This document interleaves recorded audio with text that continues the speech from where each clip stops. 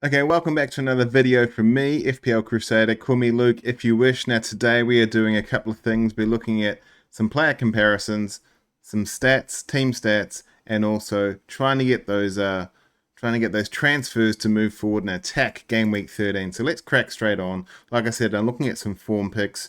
I'm also going to talk about some traps, and it could be some very highly owned players, head-to-heads, and a data dive. So let's jump straight in. All right, form watch for the last 4 game weeks. Eze's shot to the top. His 20 points has taken him to 36 points from the last 4 at 1.63. So to have a hat trick in the North London derby at just 1.63 says more about Eze than I think it does about Spurs. But he's got 4 goals and assists across that time. Interestingly enough, the second top scorer is Casemiro, 32 points. He's got 3 goals and assists in the last 4. We know he's been in good form. Trossard is also in great form at 30 points. Michael Keane had that one really good header, and he had a huge game week. I think it was 17 points. He also had a clean sheet against Manchester United. And Maxence Lacroix is coming back as well. Just the 0.16 XGI, but he's ticking over those DEFCON and those other points as well. On the contrast, I know Semenyo didn't play last week, but just 5 points across 3 game weeks is... It's time to make a decision on Semenyo as far as I'm concerned. Walter Sarr, Virgil, and Senesi. Well, I've chosen these 5 because they're highly owned. There's a whole bunch of other players that were very low owned, but that scored either less points or whatever. But these were in excess of 15% owned. So Walter Marte's got 10 points in the last 4 game weeks and just the 1 goal. He needs to get more involved. He's got a good supporting cast. Bruno Guimaraes is really showing his head lately, so maybe that's part of it. Ismaila Sarr, 11 points in the last 4. He's the great hope. He has great underlying numbers, but he's just not getting it across the line. We know Virgil van Dijk is suffering with Liverpool's defence, so that's part of the reason why he's only on the 12. And Senesi's on 13. He got an assist last week, but Bournemouth themselves are in a bit of a rut. Now, the majority of people, engaged managers, would have Senesi and Semenyo. It could be time to switch either from one or both of those players. I'm thinking of potentially Semenyo, but I'm a little scared, to be honest. I'm a little scared because he could just come back and bang at any time. I think I might just bench him for the next couple of weeks and just play it out and see how it goes. So this is what I call my underlying threats table. So I've created this. It's based on players who scored 0 goals in the last 4 game weeks but have the best underlying numbers, XG, XA. They've also got some good fixtures and they're playing a certain amount of minutes. So the top 3 or 4 are very, very obvious players. Bruno Fernandes, Phil Foden, Krejci from Wolves, which is interesting for a defender to be there. He's got some good underlyings there. Watkins, McAllister, and Walter Marte. So none of these players have a goal in the last 4. We know Bruno is being affected by the likes of Mbeumo. Ahmad took a lot of shots against Everton. And when Cunha's back, he'll be taking shots, taking those scoring opportunities off him as well. But he's always got amazing underlyings. They got Crystal Palace away next week, which will be tough. But then they got West Ham at home, Wolves, and then Bournemouth at home. So 3 decent fixtures. The Bournemouth at home won't be as easy, but at least they're at Old Trafford. So Bruno is underperforming his numbers as we speak. Almost 2 XGI across those 4 game weeks, and he's played every minute. Phil Foden, he's similar XGI. He's only played 5 minutes less. And they got Leeds, Fulham, Sunderland, and Crystal Palace. Will he finally get the goal he needs? Every FPL manager based in the UK wants Phil Foden to be the next target because he's the young English player and he's got so much talent, but he's just not doing it. He can't do it. I don't know why. I know that it's an Erling Haaland team, but there's room for someone else to grow. They're only beating teams 2 or 3 by 1 or 2 goals and scoring 2 or 3 themselves because they always concede. But there is room there for Phil Foden or Doku or who else to start scoring goals, but no one seems to want to step up and do it.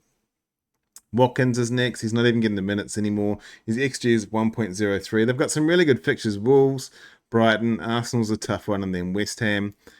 McAllister and Gakpo, I won't even touch on Liverpool because I think everyone else is talking about Liverpool at the moment, so they're probably in a void. I've got Gakpo. It's a decision I need to make, and I'm happy to bench him moving forward. Walter Marte, 1 XG over the last 4. They've got Everton, Tottenham, and Burnley at home. We know they're a different beast at home. So that could be completely different. And then they've got Sunderland away.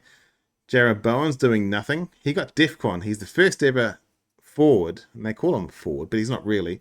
But he's the first ever forward to get DEFCON. So he got DEFCON last week. He's playing 4 minutes. They got Liverpool, Liverpool, Liverpool at home, United and Brighton both away, and then Villa at home. So not the easiest.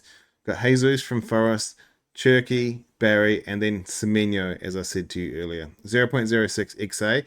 The XG for Semenyo is 0.85.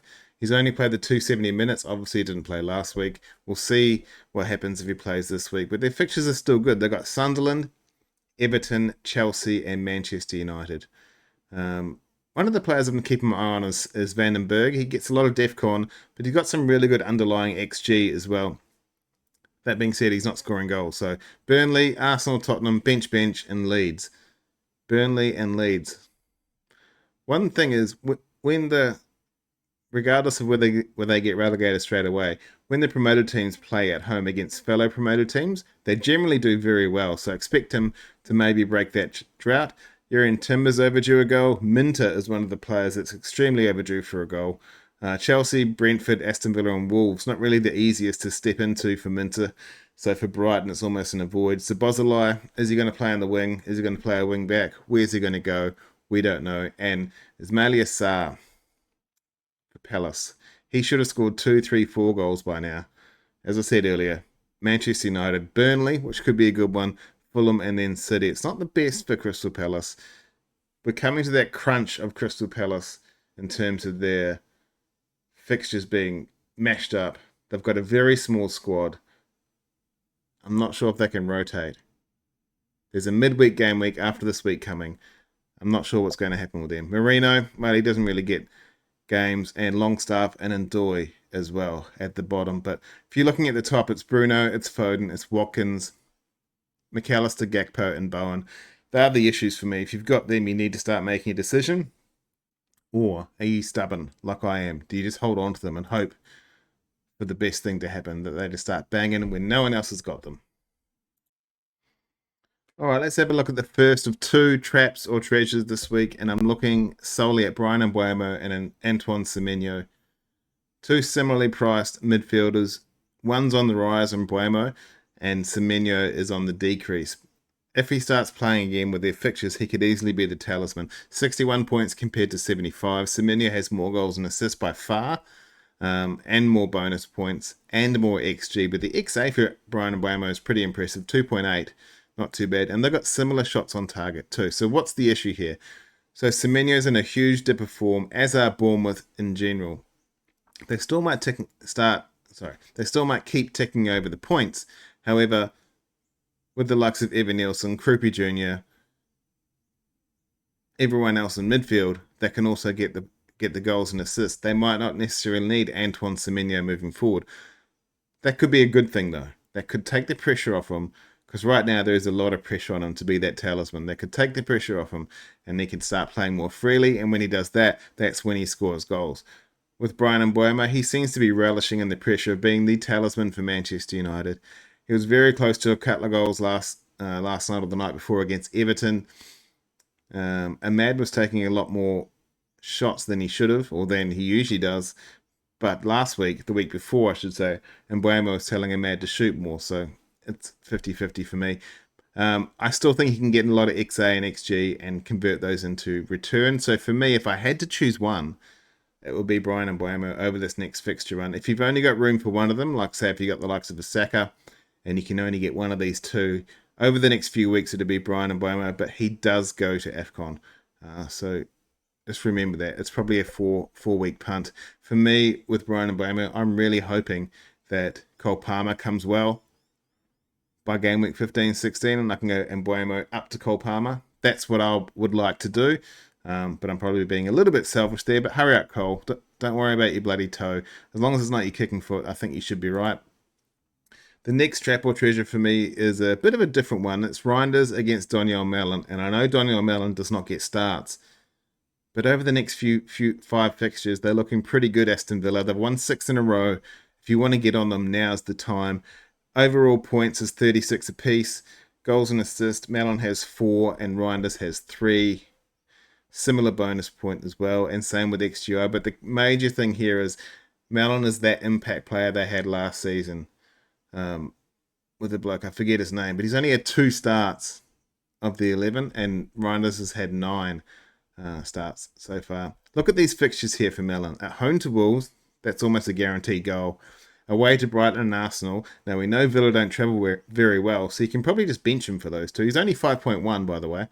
And then they got West Ham and Manchester United at home.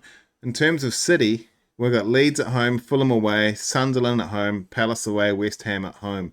So 3 amazing fixtures, probably 3 of the best fixtures. We know West Ham are getting better, but they're still not amazing. And if they travel to the Etihad, I don't expect them to do much damage. That being said, Reinders has 9 starts, only 2.2 XGI.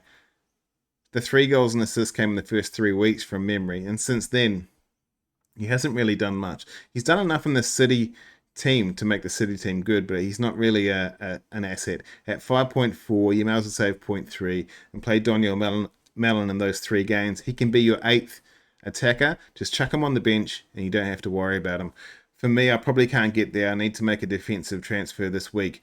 But if I was making an attacking transfer, I'd probably look at Daniel Mellon. I think I could intertwine him with Xhaka and Gakpo from Sunderland and bench one of the 3 every week, or even 2 of the 3 every week if I wanted to play big at the back. But I think Mellon, if he gets starts, he's almost guaranteed because he always returns, and he's always looking to return as well. He looks much better on the ball than Ollie Watkins. The only issue for me is if they use him correctly moving forward. I just think Unai Emery's not using him to his best of his ability. But for me, I think Mellon's very underrated. All right, let's have a look at the XG. I call it a battle. It is what it is. I've just got the top 5 for XG and the top 5 for XGC, and we won't look at Burnley just yet. Chelsea's still out on top. Arsenal's almost there. 21.96 compared to 21.92. So the cream are rising. The top 3 are running away with not only stats, but sometimes with the league table as well. Arsenal, City, and Chelsea. Man City are not long behind at 21.32. Good to see Palace's XG is right up there as well. 20.08, and Manchester United at 19.92.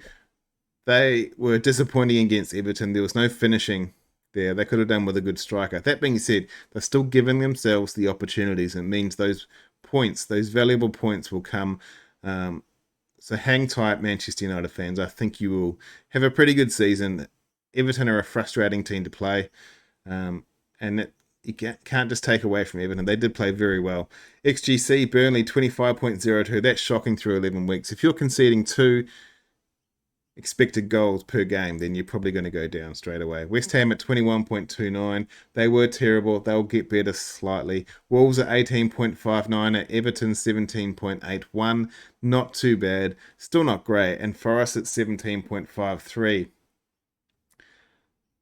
If you've got 17.53 through 11 games, but you beat Liverpool 3-0 at home, you have to be pretty chuffed with your season. I know Forest fans expect them to be top 4, top 5 every year because of their history, but I think this is their transition season, and I think they're starting to get better. So potentially the long wait for this season is worth it, and they're starting to get better. So it's very much attack Burnley. If you've got Chelsea players, you would have played them already. Looking at Chelsea's fixtures, it's probably not the best, but you definitely want to attack Burnley, attack Wolves, and then if you're playing West Ham, especially at home, I think that's another attack as well. For game week 13, who's your captain? If you've got your triple captain up your sleeve, you're probably going to play it this week for Erling Haaland at home to Leeds. Leeds do not travel well. No matter what the rivalry is between the Manchester sides and Leeds, they're just not with it this year. 104 points. He's only scored 1 goal in his last 3 games. Expect him to right those wrongs. 23 bonus. 12.57 XG. Erling Haaland will be probably 200% effective ownership if you count in all those triple captaincy vibes.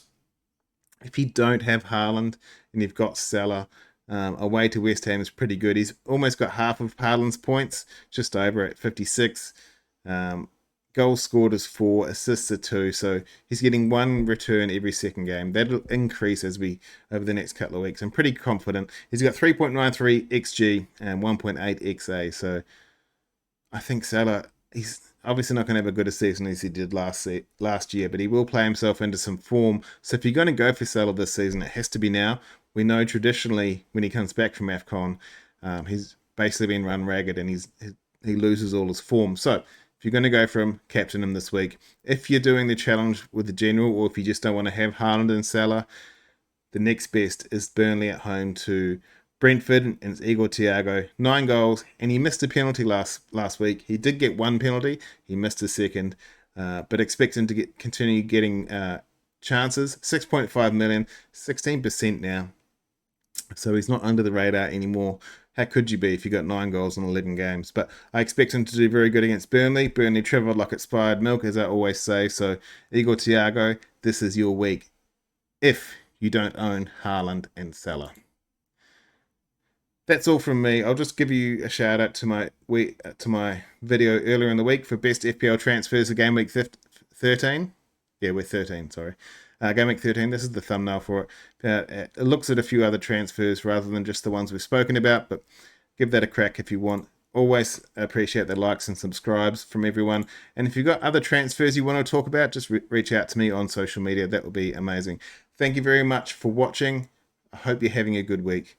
My name's Luke, FPL Crusader. See you later.